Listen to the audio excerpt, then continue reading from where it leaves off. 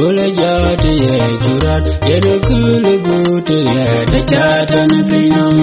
ugo pya beda kijiwa ye gama chinjang da yete kana jam dana ajinjang da chin yalinda ajinjang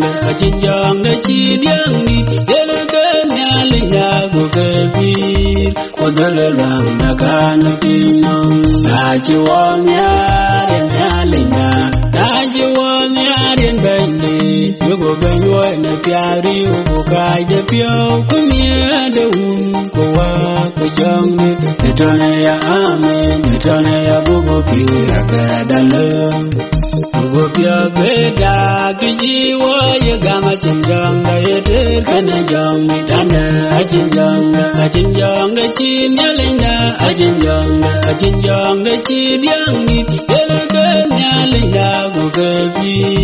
kodala ram da kana pinam dola ancha dem wo yene ke kana dola chuwo yene ke kana dola ancha dem wo yene ke kana dola chuwo yene ke kana yugule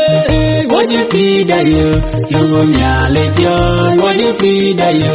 yugo pyo beda kijiwa ye gama chinjang da yete kana jang dana ajinjang da chin yalinda ajinjang da chin yang ni yele kana linda gugabi kodala ram da kana pinam